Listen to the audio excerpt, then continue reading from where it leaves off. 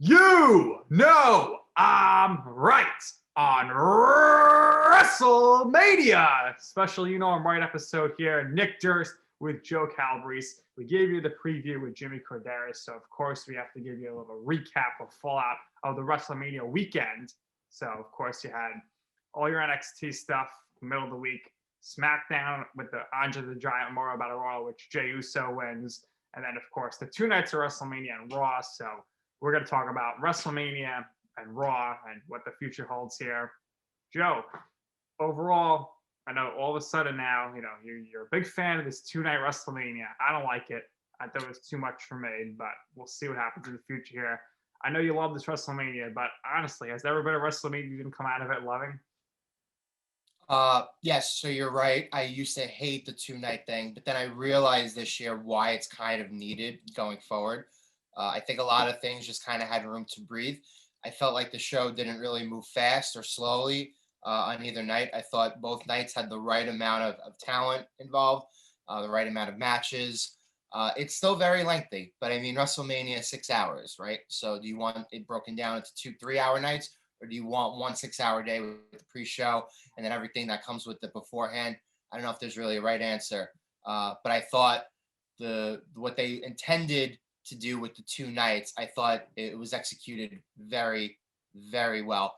And we ended up probably lucking out a little bit because we had the first ever WrestleMania rain delay, Right. which lasted the first half hour of the show. And although they was ready, and you saw that in the first match, the championship match, that Cole and Samoa Joe were actually standing like next to the ring because they would have been getting wet. We really wondered what was going to happen if WrestleMania rains. Fortunately, it rains, but they got through it. WrestleMania starts off, fantastically. Vince McMahon with the fans. Thank you, Vince. Tremendous opening. That was amazing, and I'm sure when they go to make these into DVDs or whatever, they don't do that anymore, they'll cut out the whole rain delay. But so Vince comes out, welcomes the fans back. It was great. All the superstars are on stage, even people who aren't injured, like Jinder Mahal's there and it's in full ring gear. Otis is rocking out. It was great to see. I thought it was well needed. And then we get Staten Island's own BB Rexa crushing it with America the Beautiful. She did. It's very funny that Vince McMahon thinks America the Beautiful is a better song than the national anthem, which is why he plays it at WrestleMania. But it's really unique because there are certain things that make WrestleMania, and one of those things is playing America the Beautiful instead. And everybody who's done America the Beautiful the years, it's consistently a great performance every year. They get some big names to do it every now and then. But yeah, the one thing that I will say before we really get to it, in addition to the 2-night thing, is I watched the Super Bowl this year, and the Super Bowl was kind of flat. It was not really a great game whatsoever. Everybody knew it. The Buccaneers were kind of the favorites because it was like at home in Tampa. This event was also at Tampa. It was night 1 and night 2 of WrestleMania. Even if it wasn't the best WrestleMania, it felt like WrestleMania to me. Like, it was good. For the most part, there weren't too many things I disliked or that I didn't enjoy.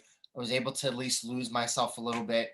Last year was really kind of hard to lose yourself as you were watching, with everything that was going on in the world.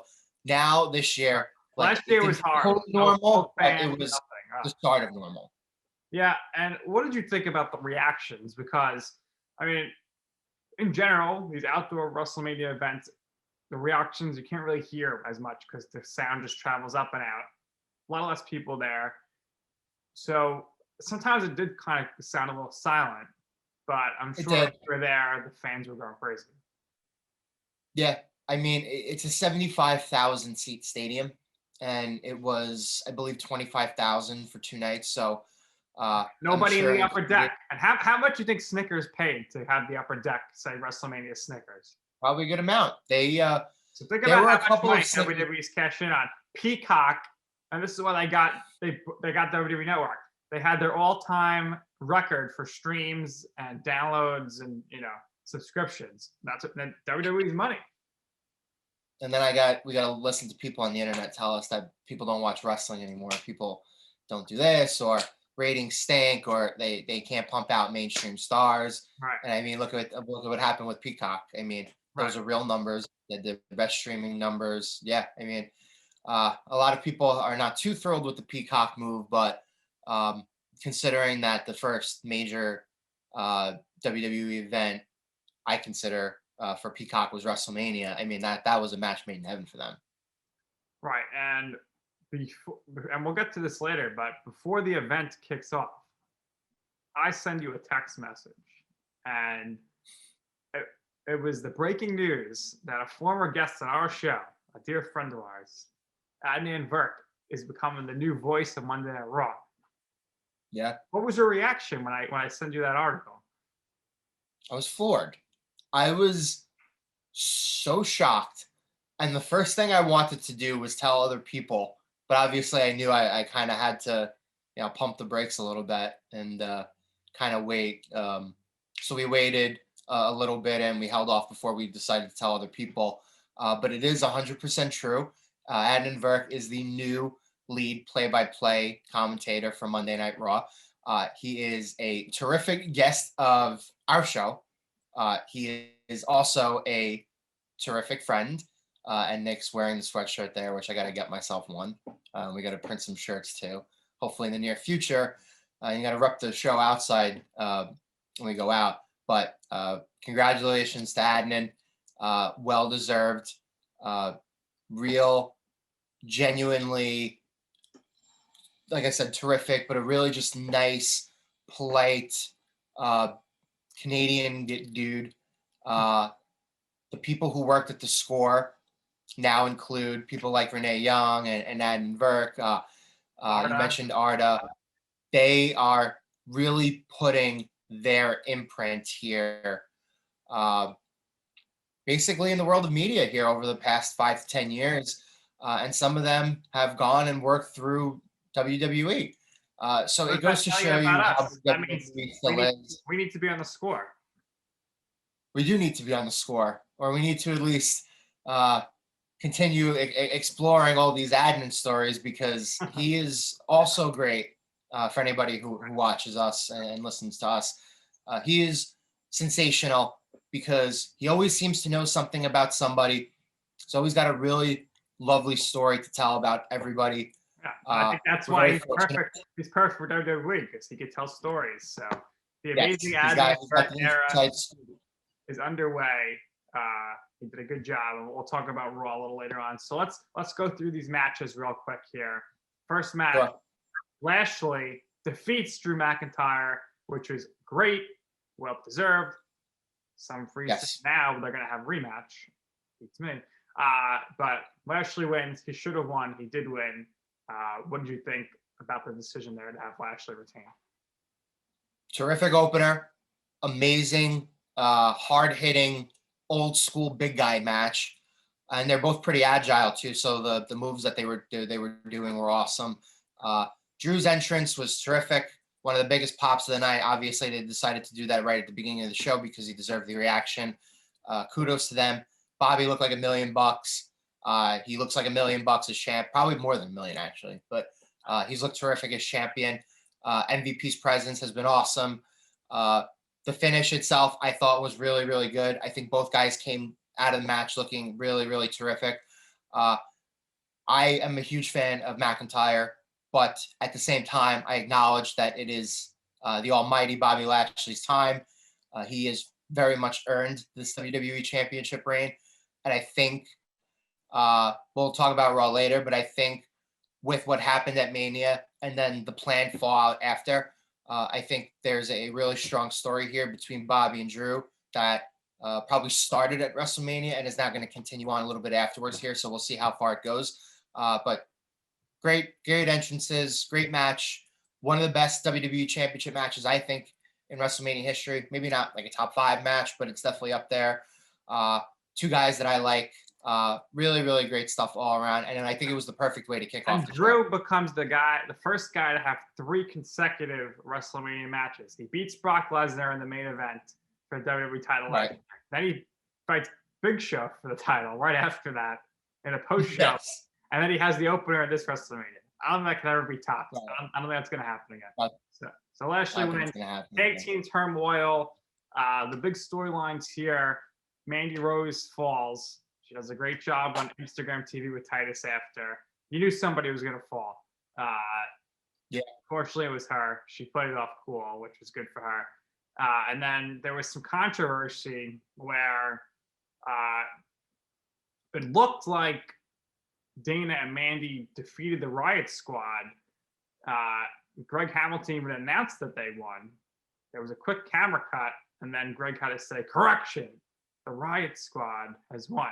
So I don't know what went on. Apparently there was some wardrobe malfunction or whatever. So Tamina and Natalya win, which is fine because those are the vets there. They deserve that moment. Tamina's never won a match, at least that I can remember. So they win that, and they get tonight too, where they lose. We'll talk about that since it's just one thing. They lose to Shayna and Nia Jax. And the big disappointment is there was no Reginald. Where was Reggie? I thought he was going to be doing some crazy flips at WrestleMania. So I don't know, maybe the Reginald Nia Jax relationship's over. What do you think? Yeah, I mean, for a match that was thrown together a little last minute, I think it was a better use of the women that they had this year. They filled up the card a little bit. Obviously, there were 5 teams, not 4, with the late addition of Carmella and Billie Kay. It bothered me because we've talked about this before. I like Mandy and Sonya together. They had a really great feud together, but they broke them up to put Mandy in another tag team with Dana Brooke. And the Iconics. And they broke up the Iconics to put Billie Kay in like a thrown together last minute team with Carmella that they could put on the show. Right. So that's the only thing that really bothered me. I think had you see your tag teams through, I feel like this match could have been much better because I think Tamina and Natalya, for what it's worth, I thought they looked really good. The Riot Squad is always just super athletic and they're fun to watch. Shocked that they haven't even gotten a push yet to the tag titles, but maybe in the future. But yeah, I mean, we've said this before, and to me, to break up somebody, and you can even lump somebody like Otis in here, even though he's obviously not a woman, but break up these tag teams. They put these guys with other people. They put these other girls with other people. But I mean, for what it's worth, I mean, the match went on after the title match. Some match had to go on after that. Tamina and Natalya looked good, and yes, Mandy did fall, but she steered into the skid. You know what you do when you're driving in the ice and the snow. When they tell you your car starts skidding, you're supposed to steer into the turn. So Mandy steered into the turn. She had a lot of fun with it. And I think because she had fun with it, it didn't really become as big of a thing as, it normally would. Titus was a bigger deal. Yeah. So they had a funny thing after. All right, next match, the match of the weekend. Cesaro gets the big win over Seth Rollins. I don't know if maybe he botched it first when he was doing the spins, but they said, his shoulder hurt, but he did end up spinning him a record 23 times. Cesaro gets the big win here over Rollins, which is great. Rollins doesn't get hurt by this at all. We mentioned off the air that Rollins has a good chance to win Money in the Bank this year. And we think Cesaro is going to go ahead and take on the Tribal Chief now. I believe so. Great match. Really fun match. The swings and the stuff were very fun. They did a lot. My only gripe was I wanted this to be a little bit longer. I wanted it to be like one of those like 15 to 20 minute, like more epic WrestleMania matches. I don't know the exact time, but it was definitely just like a little over 10 minutes, but it was still a great match. It was a great match. It wasn't necessarily the show stealer that I wanted it to be. I think that's because I enjoyed Drew versus Bobby so much, and I enjoyed another match that we're going to get to in a bit. But for what it was worth, I think Cesaro looked great. I think he finally got a really great WrestleMania moment. Seth Rollins, I mean, you got to embrace the vision here. I mean, he went from winning every year at WrestleMania. The curb stomp was going to go into an uppercut, and that's exactly what they did. And terrific spot. That was really, really great. The swings were fun. It was a great match. Could have been a little bit longer, but it was a great match. Called the spot. The next match, I called the spot as well, where the Giant Omos and AJ Styles beat the New Day. And of course, we had the phenomenal elbow off Omos. No surprise here. Omos looked good. The New Day bumped for him very well. The real head scratcher is like, why are these Raw tag champs not on Raw the night after WrestleMania? Where were they? That's good. Very good question. Yeah, inexplicably, we had the New Day on the night after WrestleMania, night 2 of WrestleMania, and we didn't have the tag champs. And it's strange because AJ Styles won to become a Grand Slam champion, which is always a huge deal in WWE. I mean, you just saw The Miz win the WWE title 2 months ago, and they were basically throwing it in your face the whole time that The Miz was the very first ever superstar to become a 2-time Grand Slam champion. So Styles winning the Grand Slam, it's a huge deal. I think it kind of solidifies himself very quickly in a span of 5 years here. He's carved out it's the type of career that sometimes it takes people in WWE 15 to 20 years to accomplish. So in that sense, kudos to him. Congrats to him. I've loved AJ, since he came to WWE. Almost looked really good. Obviously didn't do too much, but the fans were super into him. Right. I think they've created this mystique with him that I think is going to follow him. It's really hard to be a big guy because you debut, you win all your matches, you go on this undefeated streak, and then your reward is John Cena or Batista or Brock Lesnar or Roman Reigns or somebody's waiting on the other end to beat you. But with Omos, I think it's going to be kind of like what you said with Braun Strowman, where there's a mystique for both guys. Like they're really big. He looked a little more athletic than I gave him credit for. He's comes out the ring. I'm Braun like, Strowman versus I thought he wasn't going to wrestle. He comes out with his jacket on, his big chain, but then he took his jacket off. I was like, what? It was not great. He's not. He looked like a star. If Great Khali to be champ with no personality, then Omos, who has a bit of a personality, can. And like you said, the fans were into it. They liked Omos. They're very into it. Very into the match. Match was good for what it was, and it was a good moment for AJ and Omos on it. So long as the fans like you, that's all that matters. You mentioned Braun. Surprisingly, Braun beat Shane in a cage match. He had the cool spot where he rips open the cage. Elias and Riker, they were just there. Overall, what do you expect? Another good WrestleMania Shane McMahon match. Yes, I believe that the video and the highlight of Braun throwing Shane off of the top of the cage, as well as him actually ripping the cage, those are the two moments that they clearly wanted during the match. And I gotta say, I was kind of a little worried about this, simply because I feel like with Braun and Shane, I thought to myself they may have limited what they were capable of doing with the cage. You were kind of worried, like, okay, like Shane's going to clearly go off the top of the cage. Is he going to go through the announce table? Is he going to go to the floor? Is he going to go back into the ring? But I think them ripping the cage was unique. That was the first time that I can recall that ever happened. And then the moment where Braun throws him off the top of the cage and Shane kind of flips to the mat below.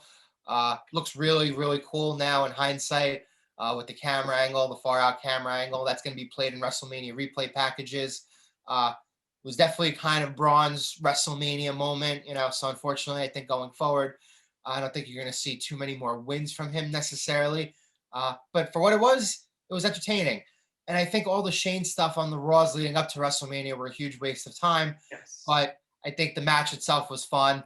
I think they basically, under the circumstances, they did what they were capable of doing. We'll see where Strowman goes from here, because we thought with the triple threat for number one contendership, they would set up a Braun Drew feud, but no, Braun loses again.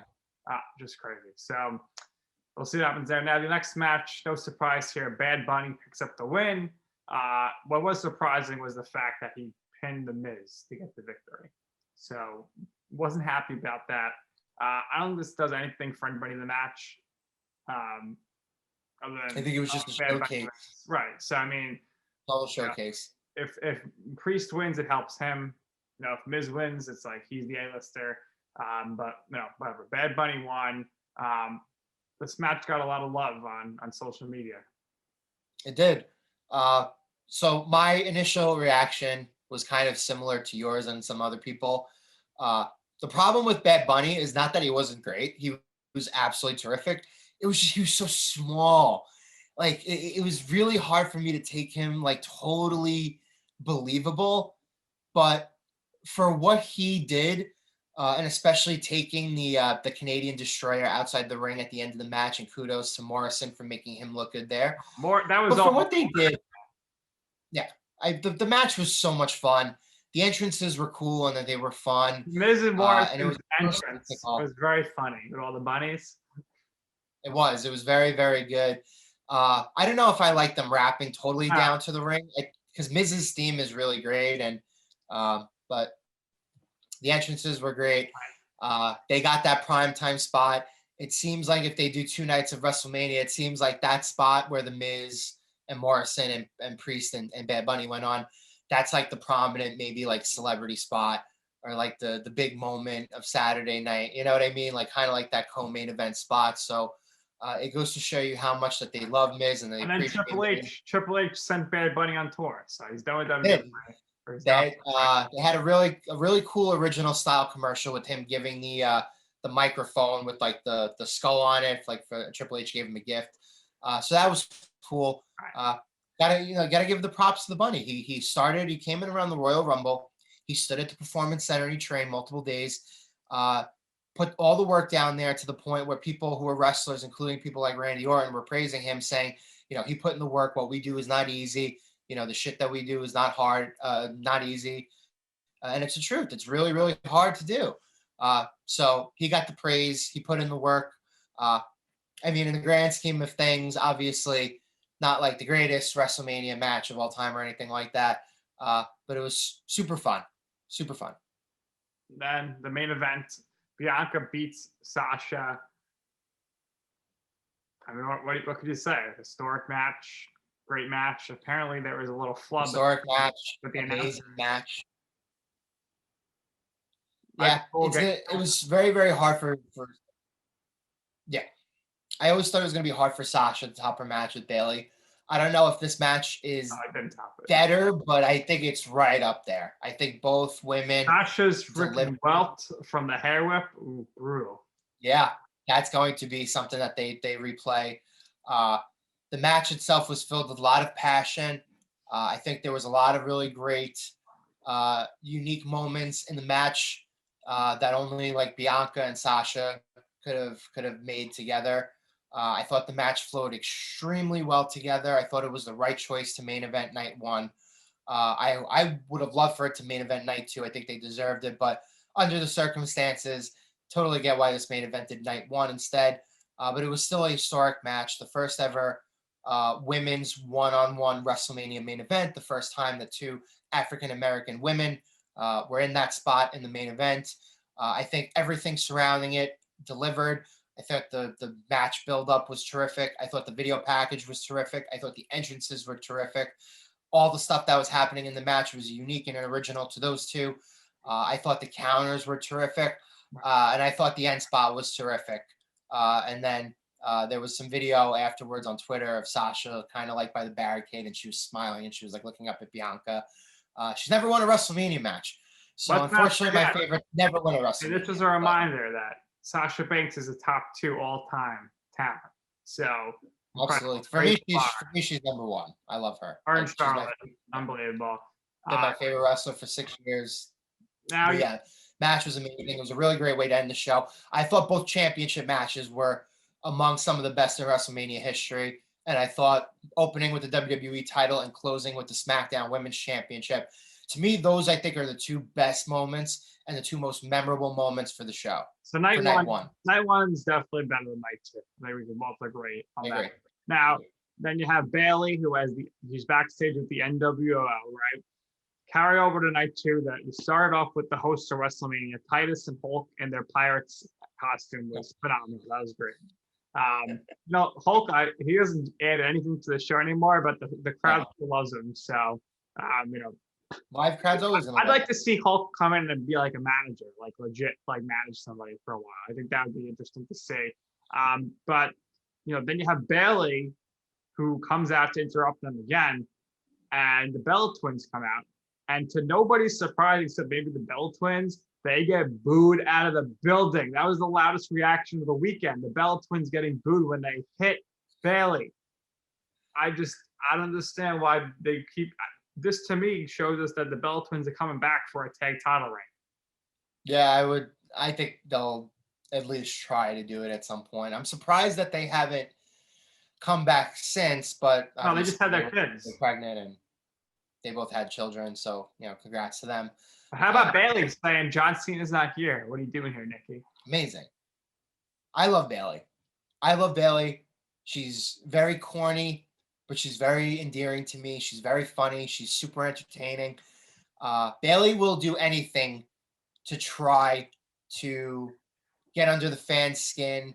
She'll try to do anything to entertain us or humiliate herself for our entertainment. And I appreciate people like that. I do. I thought her segments were some of the funniest segments in the whole weekend. They were good for WrestleMania. Now, night 2. WrestleMania side segments. Night 2, worst match. I knew it was going to be a horrible match because all their past matches were horrible in their whole career. And that's Bray Wyatt versus Randy Orton. Absolutely awful. I feel bad for the people in the stands who had to sit through that terrible red lighting. You can't see in the ring. We were at WrestleMania 2 years ago, and Randy Orton had an issue with his lights as well. So nobody. At least Randy had some cool looking white tights. So Randy Orton wins, which I remember we were talking to Jimmy last week. I said Randy Orton's like a heavy betting favorite here, but you know what? Vegas knows. So Vegas knows. Vegas always knows. So we really need to get into that. We have to see where things play out. But to me, the whole Fiend thing is just to put Alexa Bliss over. So we'll see what happens. Yeah, it was weird. My only thing is, I enjoy them because that's more of my cup of tea. That's kind of just differences of like what we like. But even the ending to me was kind of weird. It was just very out there. It seemed like to me that they had a plan and that they changed the plan. And you're right in the sense that I think the ending was to kind of get Alexa over. So as much as I enjoy watching Alexa, I think she's doing terrific as a character. I think in that spot, if you're going to have that at WrestleMania, just do the simple thing. Like everybody wanted to see Bray Wyatt win and win big. You can have Bray Wyatt beat Randy Orton in a short period of time and then still kind of do that stuff at the end if that's what you want to do. You know what? It makes sense that Orton won because, I always thought it was going to make sense on Raw because I thought he was going to be the number one contender. So I don't know. Right. Who knows what happens? All right. So now we talked about the tag team match for women. So Kevin Owens versus Sami Zayn. To me, not surprised that Kevin Owens won. I am surprised the fact that Logan Paul did not get involved in the match to cost somebody either way. And the fact that Logan Paul did what Bad Bunny should have done, and that is he got jobbed out. He got stunned, and that's what I thought Bad Bunny should have done. So thoughts on this match and the Logan Paul involvement? Yeah, I was surprised that he wasn't used more. He was kind of used like as an accessory, as a guest. But he took a great stunner at the end. He took it in a unique way, which I thought was really, really funny. Again, the whole point was to just generate views and make himself look silly. And in that sense, I think Kevin Owens got a really nice, funny, memorable WrestleMania moment there. Right. And the conspiracy theory lives on. The conspiracy theory lives on. It was another great match. Issue is the same thing with Seth and Cesaro. And again, this is just more of like a structural timing thing of anything. Obviously you want these guys sometimes to go 15 to 20 minutes and tear it down. And obviously it wasn't like a super, super long match, still relatively long, but it was a match where like Seth and Cesaro, it was just kind of like back and forth right from the get-go. Everybody got all their moves in and all their spots in. But I enjoyed this for what it was. I thought it was super, super entertaining. I'd like to see Zayn and Rollins team up. Save SmackDown. What do you think? Save SmackDown? That's not a bad idea.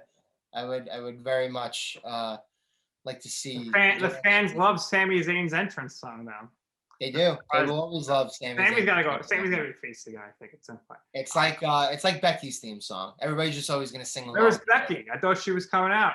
I thought she was too. She trolled us twice. Not once, but twice. Horrible. All right, so now, bro, we get your guy Matt Riddle with Rob Van Dam, and then Riddle gets destroyed by Sheamus, which I really Great match. I enjoyed it. It was about time Sheamus gets a title reign again. Celtic Warrior comes through, and then Riddle, he goes from losing the U.S. title to be in a WWE Championship match, his next match. That doesn't happen too often. And he gets absolutely destroyed on Raw by the almighty Bobby Lashley. And Lashley ruins his scooter. And our guy Adnan Burke was like, that's just demonic. Yeah, I know. He ruined the scooter on Raw. I think Riddle's going to transition into this comedy backstage guy, the R-Truth character. And the biggest surprise here is not one R-Truth segment on all WrestleMania or on Raw, not one 24/7 title change. Since R-Truth was given the title back by Bad Bunny. That was the last time we saw it. So I don't know what the future holds here for the 24/7 championship, but I think I would have liked to seen an R-Truth versus Bobby Lashley quick little Raw feud. Yeah, maybe we could get R-Truth and Brock Lesnar in a tag team against Bobby Lashley and MVP. How great would that be? Yeah. So next you got the Nigerian drum fight. Apollo wins with Dabba-Kato, who makes his return. They don't even mention him for Underground. Like, who is this guy? Right. Dabba-Kato versus the Giant Omos is going to be tremendous at some point. So let's hope for that. But you know what? I can't complain with Apollo winning because they changed his character. He has to win this match, otherwise he's done. Well, it was a part of the story, and I thought that the story going into this match was really, really good. I thought Big E's entrance with Wale was amazing. I thought that's one thing. The entrances, some of the entrances this year were really, really good. So I enjoyed Big E's entrance.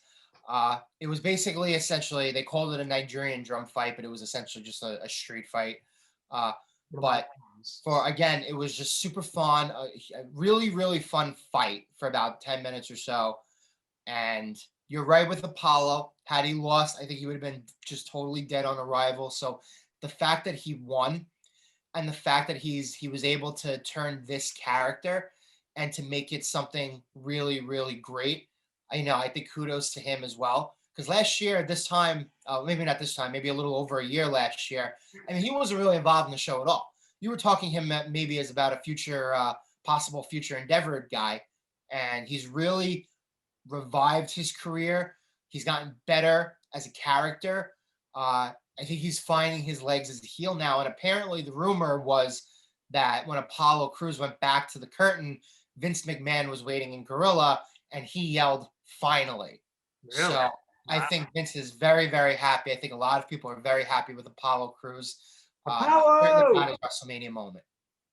We'll see what happens with Dabba-Kato, who is going to be security now. All right, now we have the Women's Championship match. Asuka versus Rhea Ripley, which to me was very boring. I know you loved it. You love Ripley. I couldn't get into this storyline because, again, said it last week with Jimmy Corderas. Rhea Ripley shows up. She asks for a title match and gets it, and they have it, and she wins. I don't like it. So what do you think? I know. It's too plain. I want to be champion. All you got to do is ask for a match. I told you this. They're going to have a problem with Rhea because the crowd wants to cheer Asuka. Rhea should be here. And then when you have Charlotte Flair come back, and you have you have her cut the type of promo that she cut last night, like, yes, she's going to get some boos, but she's reached the point where people are just going to cheer her because she's awesome and she's Charlotte Flair. That's you and me. So when you put Rhea Ripley here into the equation, you got three of them, right? She's probably the one right now who is the least liked, right? And I think if it's going to work with her, and she looked like a megastar at WrestleMania, she looks like a huge star, but if it's going to work with her, don't fight it. I think she has to be a heel first, and I know a lot of people are going to disagree with this. I don't. So when I look at Rhea's character, I don't understand why she's a face. Well, she started as a face in NXT UK, and she was kind of like, she kind of had that like that whole rocker like thing to Stepped her. up to Shayna Baszler. So Right. But she was also like the fresh, baby-faced, like also there's like that bubbly or was that bubbly Australian girl still in her, even as she was doing like the whole rock thing. Now she just has completely washed that totally away from her character. She's just like this like super brute, like what do you think of her? What do you like, think of her woman. entrance? Wasn't as good as Joan Jett playing Ronda Rousey to the ring. Yeah, I mean, if anybody was deserving of a Joan Jett type of entrance, it was Rhea Ripley at WrestleMania. But again, it's like I said, I think she's going to be a star. I think they have to get her right now, though. And as of right now, I think Charlotte and Asuka are still the top two performers. So Charlotte cut probably the best promo she's ever cut, or maybe the one of the best she ever did on her big return to Raw. Well, it was a real promo because it was stuff that was legitimately real. They kept her off of the show. Right. And like I said to Jimmy Corderas, when you have Michael Jordan in his prime, you don't bench him for the NBA Finals. He did his ref and rant on Tuesday, and he said this. He's like, Charlotte's the best here, and it is true. The other female wrestlers are probably jealous of her, but you know what? None of them could get the reaction that she can, and none of them could do what she can in the ring. So it was the promo was at the very least. At the very least, WrestleMania is different. You have to get your biggest stars on the show. It's like your fantasy team. If you're setting your fantasy team, your best guys are going into your lineup. Like start your studs and then fill out from there. WrestleMania, you start with your studs, you fill out the rest of the card from there. At the very least, if they did not want Charlotte to wrestle because they felt like it was too quick for her to get involved in the match, she should have at the very least either been the special referee or been the special enforcer for that matchup at WrestleMania. Or tag champs with Becky. Right. But again, that's also a Becky thing. That was like what she said. She said, they needed asking the tag team partner. So it was me. Asuka got injured. The promo was real. We'll see what happens. Actually, attacks Asuka and Rhea Ripley. So we'll see. But you mentioned not having your top guys there. To me, and we'll talk about the main event. This WrestleMania severely lacked the mega star power, and I was missing John Cena, and I was missing Brock Lesnar, and I was missing Charlotte Flair. I think you got to have at least one of those three on every WrestleMania possible, right? You got to try to. I mean, like I said at the beginning, it still felt like WrestleMania to me. Like, yes. To me, honestly, watching night 2 of WrestleMania felt like I was watching Raw. Really? Yeah, it was too long. The pre-show, Peter Rosenberg. What are you doing, man? No, even JBL, who I can't stand for the most part, he hates Rosenberg. They're killing Rosenberg. And I don't need an hour pre-show if there's no matches. An hour of watching the same video packages 5 times, right, and they have to play the same package before each match. It's too much. No, I totally agree. I think the video packages should be reserved for like the 2 main championship matches and maybe like 1 of your 2 biggest. The last time they had a good video package was The Miz versus John Cena for the WWE title match. I mean, Kofi Bryan was pretty good. To me, video packages are pointless, especially if you're watching every week. All right, now the main event: Roman pins Edge and Daniel Bryan. There's going to be some controversy on Friday because Edge could say, I pinned Daniel Bryan. So we'll see what happens here. Jey Uso taking out early, comes back late. Thought Jimmy was going to get involved. He was not. And Roman's reign continues. So it's going to be a long time. It's going to be a long reign. It's going to be a long, long reign. I thought the match itself told a great story. I think Edge and Bryan are still at the top of their games. I think they're entering the twilight phase of their career. Obviously for Edge, he still came back, so he's probably going to do this. They're going to try to do this for at least another 2 or 3 years before he decides he wants to retire for good. Bryan, you really don't know. His last match could be 2 months from now. His last match could be 2 years from now. He may be wrestling on and off. You really don't know. But it was kind of like those old gunslingers versus the new gunslinger. I thought that the best spot was the double yes lock When Edge, Oh, it's terrific. Bryan had, I thought Roman was going to tap and they were going to say, "Oh, we don't know who's the champion." My only gripe with this match is that I think they used Jay a little too much. Well, Outside of that, he I ended thought up- everything was spot on. I think it was terrific. I think it was a really great, worthy WrestleMania main event. I think the right guy won. I think the right guy needed to win. Was a little weird having it as the main event with like Edge and Bryan involved. There was kind of like that element of unpredictability where we didn't know who was going to win. It was a very heel heavy show. And we were thinking as the show was going on, wow, all the heels are winning. Maybe Daniel Bryan has a chance to win in the main event. But when's the last time two heels came out of WrestleMania as the world champs? Yeah, it's wild. Bobby Lashley, heel, world champ. Roman Reigns, heel, world champ. Rhea Ripley, she's not a heel. I think she should be a heel. And I disagree with a lot of people on that. But she defeated Asuka at WrestleMania. Sheamus and Apollo, two heels. Two heels. AJ and Omos. AJ and Omos. Yeah, two heel. Two heels. Yeah, so it was a very heel heavy show. You know, the only right now there's only one true face champion. It's Bianca. And R-Truth. And R-Truth.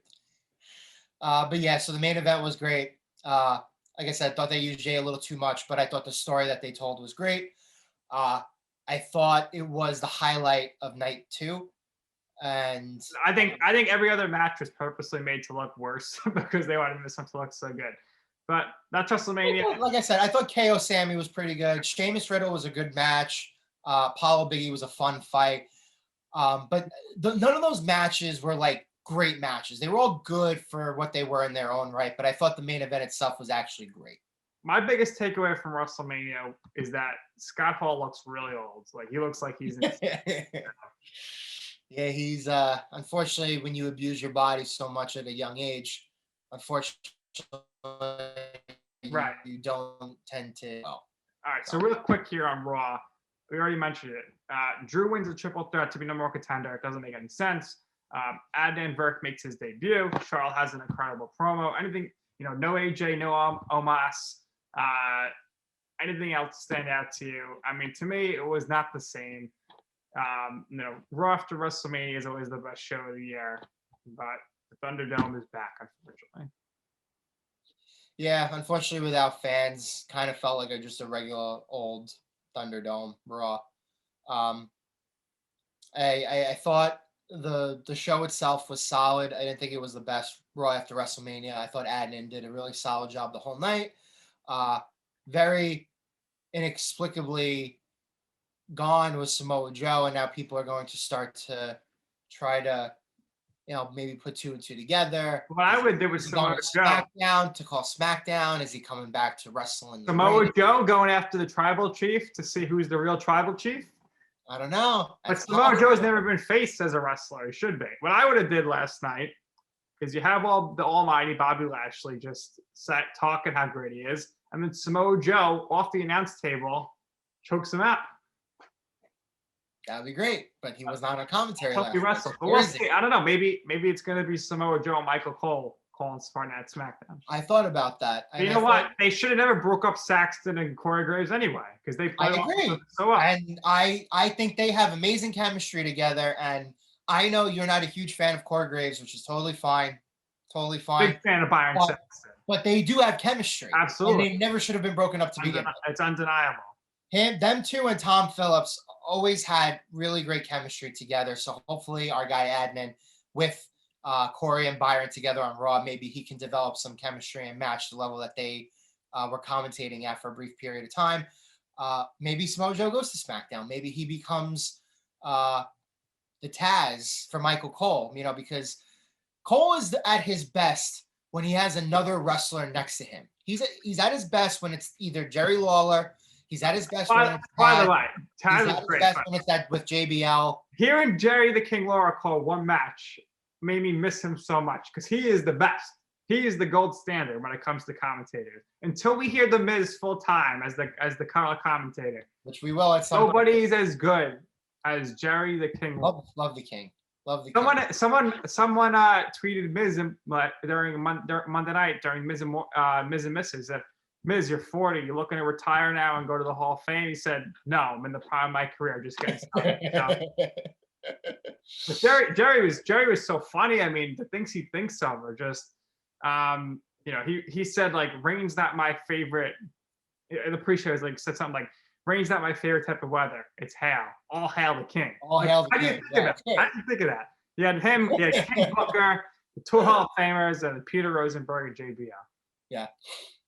But yeah, I thought King was really, really fun. Back to your point with the commentating teams. Hopefully, if Joe's going to SmackDown, maybe he can capture that magic with Cole. We don't know if he's staying on Raw or going to SmackDown, so we'll see. Don't know if he's going back into the ring ever again. So there's some mystery there. Right. But I thought a lot of people noticed it at the beginning last night and thought maybe that Samoa Joe would be used as the show was going on. Right. Didn't happen, so that's something to watch out for. Obviously, we had the Raw after WrestleMania. We'll have the NXT after WrestleMania.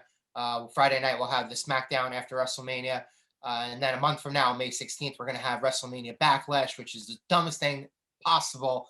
Just call it pay-per-view Backlash. Don't call it WrestleMania Backlash. We don't need the extra WrestleMania. Well, ask you a question. We have too much WrestleMania. We had WrestleMania Raw. We had WrestleMania NXT. SmackDown. We had the WrestleMania Hall of Fame ceremony. We had WrestleMania SmackDown. Why don't they just call it Peacock Backlash?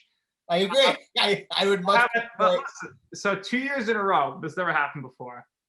The weekend was the WrestleMania song. Great choice both years. So great choice. So why don't they should do weekend for WrestleMania Backlash for the main song? I agree. Or call it like Backlash on the WWE Network on Peacock or something. I don't care. Just call it Backlash. Just call it Backlash. Just call it. I miss the old pay-per-view schedule. It used to be like Extreme Rules after WrestleMania. Now they're bringing back Backlash. They did that, I think, 1 year too, which was dumb. All right, so Joe, real quick here, we're looking ahead. Money in the Bank. Is that going to impact anything moving forward here, majorly? And what are we thinking here for Dallas next year? What do you think should be some of the main things to keep an eye on? Sure. For Money in the Bank, if we have a couple of babyface contenders, then I think Big E and Cesaro are the two guys you got to watch. Unfortunately, I know you would love your guy Elias to win Money in the Bank, but I think hopefully we see Elias. I think he needs a babyface push to a title. So I think he needs to find out who hit him with the car.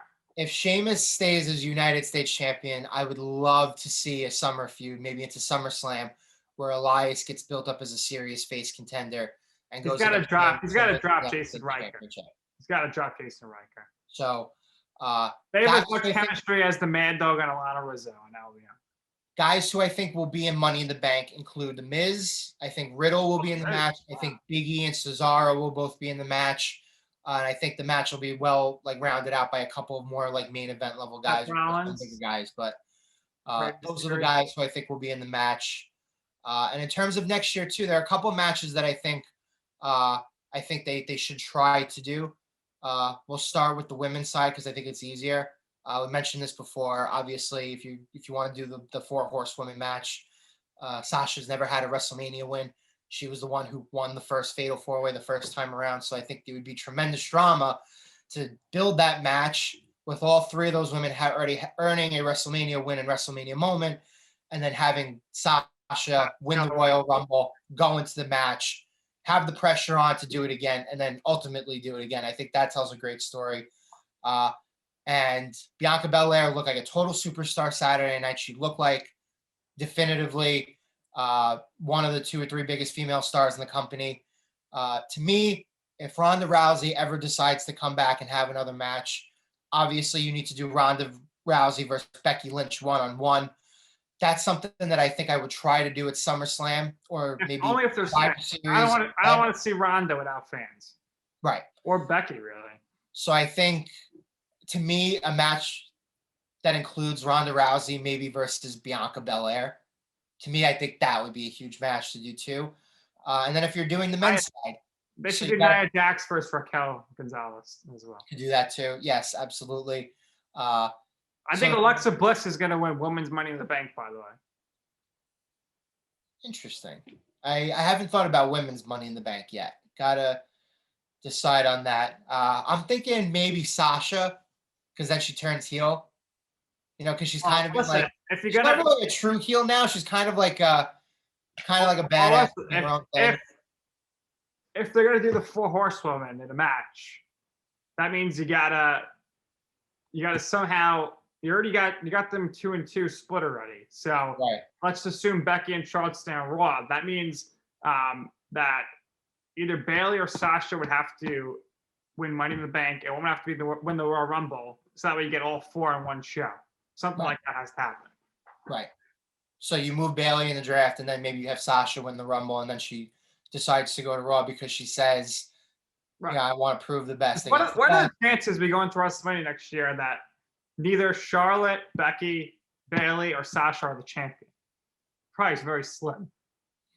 50-50.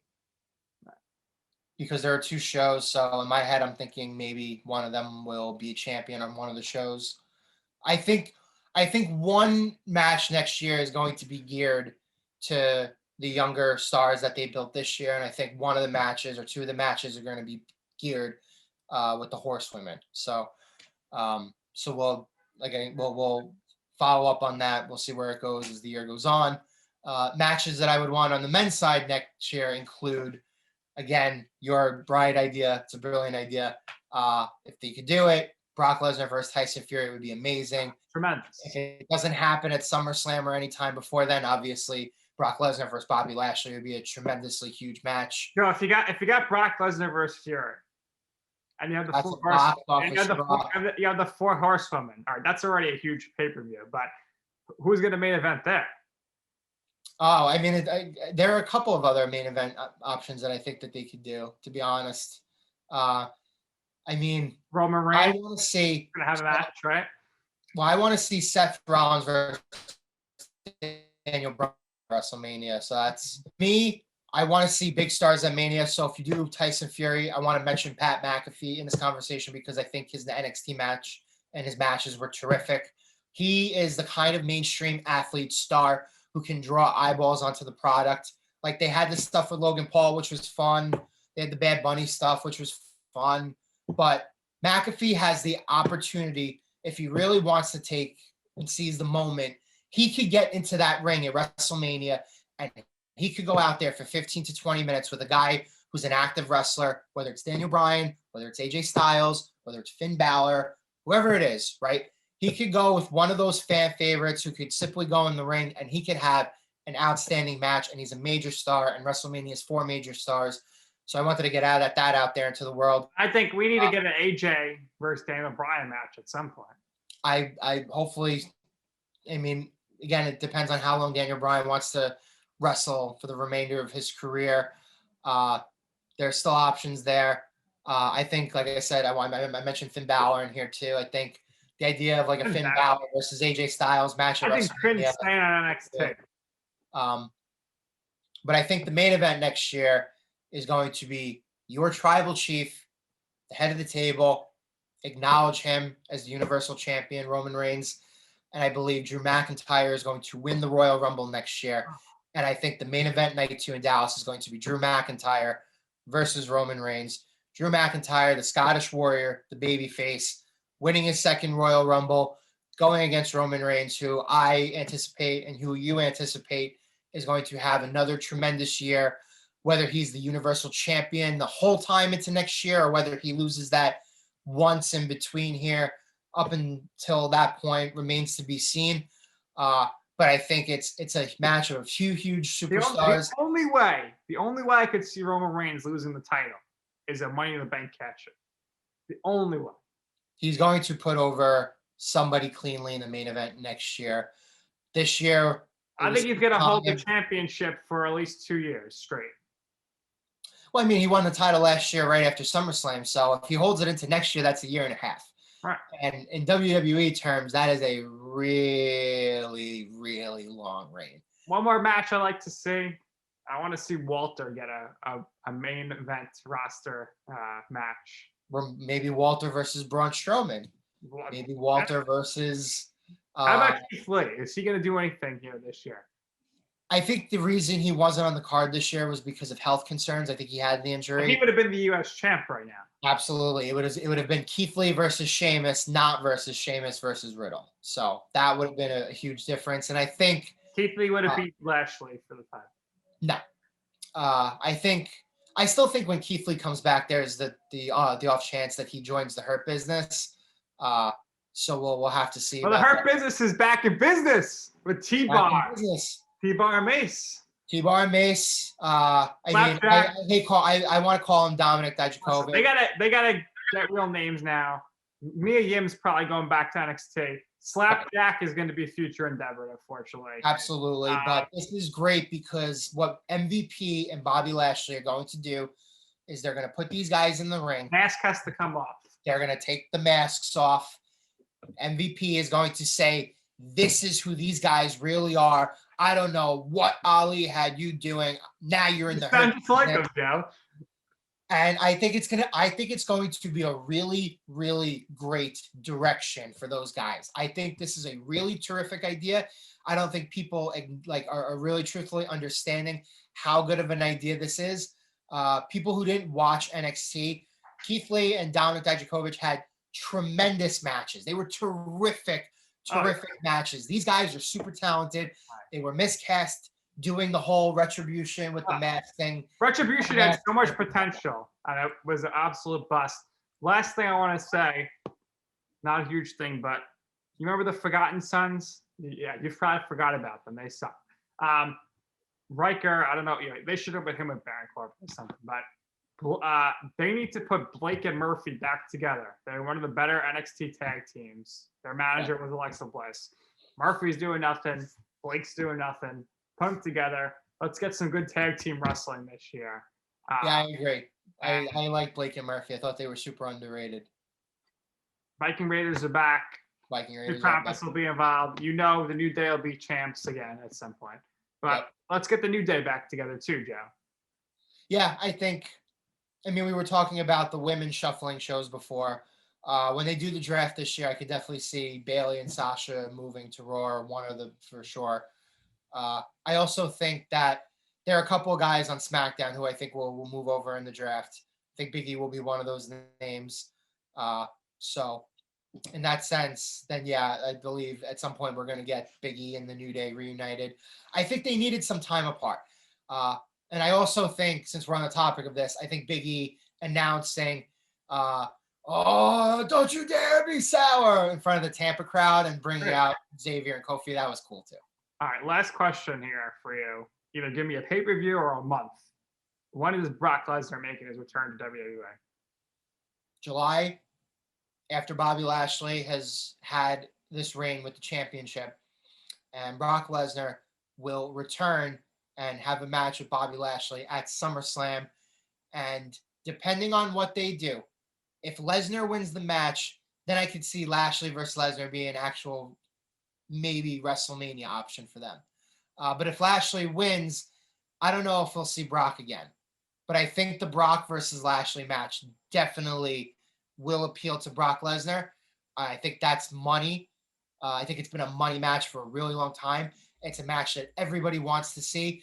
And if everybody wants to see it, and it's going to make everybody money, and it's something that's feels like a foregone conclusion, I think it will happen. And there's no way that Brock Lesnar wants to retire having his last match be at the Performance Center in front of no fans. As much as Brock Lesnar only likes to do this on a part-time basis because he wants to live his life, he loves the fans. He loves entertaining. Is he going back to UFC? Maybe he's going to go back to UFC. I don't know. But I think he's too old to do that. I think we finally reached the point where as great of training as he does, training for the UFC and training for a fight, is entirely different thing. And even if he fights, there's no guarantee he fights again. That's all we need to see, Joe. We got to see the face, Brock Lesnar, taking on the dastardly heel of Roman Reigns. Yeah, how else do you explain Lesnar coming back without Paul Heyman? Yeah, They're on a collision course. they are on a collision Lesnar course. comes back. He's fighting Reigns at some point. So I think that's what we'd see, if anything.